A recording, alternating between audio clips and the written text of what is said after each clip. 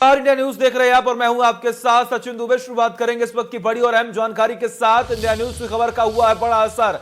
ये बड़ी खबर, अहम जानकारी आपकी टीवी स्क्रीन पर। इंडिया न्यूज की खबर का हुआ है बड़ा असर। छुट्टी पर गए हैं प्रमुख सचिव समाज कल्याण बीएल मीणा। ये बड़ी खबर दिखाए जाने के बाद छुट्टी पर गए बीएल मीणा। जी हां, इंडिया न्यूज ने खबर को दिखाया था बड़ी ही प्रमुखता से। बीएल मीणा की बदजुबानी से परेशान थे अफसरों ने मंत्री और मुख्य सचिव से की थी शिकायत। ये बड़ी खबर, अहम जानकारी आपकी टीवी स्क्रीन पर हम आपको बता रहे हैं। इंडिया न्यूज की खबर का बड़ा असर हुआ है। आपको जानकारी दे कि छुट्टी पर गए हैं प्रमुख सचिव समाज कल्याण बीएल मीणा। खबर दिखाए जाने के बाद छुट्टी पर गए हैं बीएल मीणा। उनकी बदजुबानी से तमाम अफसर परेशान थे। बीएल मीणा की बदजुबानी से परेशान थे अफसरों ने मंत्री और मुख्य सचिव से की थी शिकायत।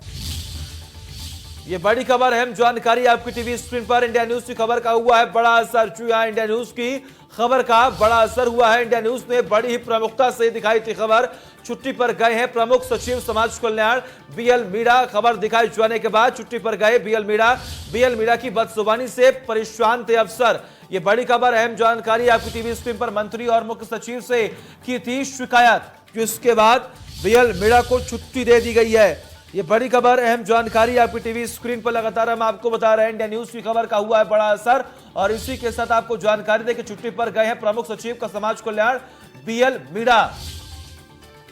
हमारे साथ संपादक अरविंद जी जुड़े हुए हैं। अरविंद जी, तमाम जो अफसर होते हैं उनकी बदजुबानी के मामले लगातार आते हैं, ऐसे में अब ये बड़ी कार्रवाई यहां पर की गई है।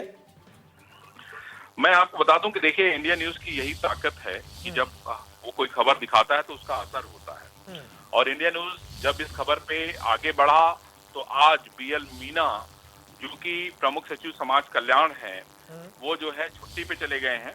मैं समझता हूं कि ये छुट्टी पे जाने से बात नहीं बनेगी, इसलिए क्योंकि इतनी सारी बातें हो चुकी हैं जिसका जवाब तो बीएल मीणा को देना ही होगा। आपको अपने किसी भी मातहत के साथ इस तरह का व्यवहार करने का अधिकार नहीं है। आप उनके प्रमुख हैं, इससे इनकार नहीं है। सरकार ने आपको एक बड़ी जिम्मेदारी दी है, इससे भी इनकार नहीं किया जा रहा है। लेकिन आप किसी को गाली दें, आप किसी को धमकी दें, आप किसी से नाराज हो जाएं तो आप उसको ये कह दें कि नहीं, मैं आपको इस कमरे से बाहर निकाल के उठा के फेंक दूंगा। ये सारी बातें वहां के अफसरों ने बताई हैं। सवाल यह है कि कोई भी खुलकर सामने इसलिए नहीं आ रहा है कि उनको लगता है कि उनकी नौकरी पे खतरा बन सकता है, उनकी नौकरी के लिए खतरा हो सकता है। और सबसे बड़ी दुर्भाग्य की बात यह है कि लगातार ये जो घटना, माफ कीजिएगा घटना कह रहा हूँ, लगातार इस तरह की हरकतों से जो है उनके जो मातहत हैं वो काफी दिनों से परेशान हैं। लेकिन सवाल ये उठता है कि उनकी सुने कौन। कल इन लोगों ने रमापति शास्त्री से शिकायत की है, जो कि समाज कल्याण मंत्री हैं।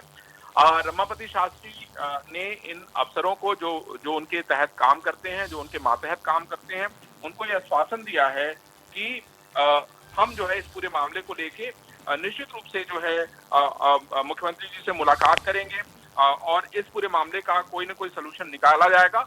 और मैं समझता हूं कि यही आवश्यक है, क्योंकि ऐसे अफसर को कहीं ऐसी जिम्मेदारी दी जाए जहां पे उनका कम लोगों के साथ सामना हो और सरकार की छवि खराब ना हो।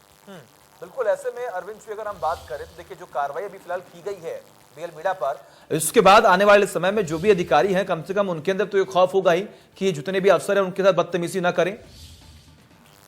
निश्चित रूप से मैं समझता हूं कि इस घटना के बाद लोग सोचने पे मजबूर हो गए हैं कि आखिर वो किस तरीके से जो है काम कर पाएंगे। और इतना दबाव है उन अफसरों पे, उन मातहत जो लोग हैं, उनको ये समझ में नहीं आ रहा है कि आखिर हम अपने डिपार्टमेंट में अपने काम को कैसे अंजाम दें जब इस तरह का व्यवहार किया जा रहा है। कोई उनका सीनियर अफसर उनको गालियां दे रहा है, कोई सीनियर अफसर उनको धमकी दे रहा है। ये सारी बातें तो बहुत ही नागवार हैं। और मैं समझता हूं कि मुख्यमंत्री योगी आदित्यनाथ के नेतृत्व में जिस तरीके से सरकार काम कर रही है, वो कतई इस बात को पसंद नहीं करेगी कि कोई भी अफसर इस तरह का व्यवहार करे जिससे समाज में एक गलत संदेश जाए। और ये बेहद आवश्यक हो जाता है कि ऐसे अफसरों पे अगर कार्रवाई नहीं होगी तो भी बहुत गलत संदेश जाएगा। मैं समझता हूं कि ऐसे अफसरों के खिलाफ कार्रवाई होनी चाहिए। ये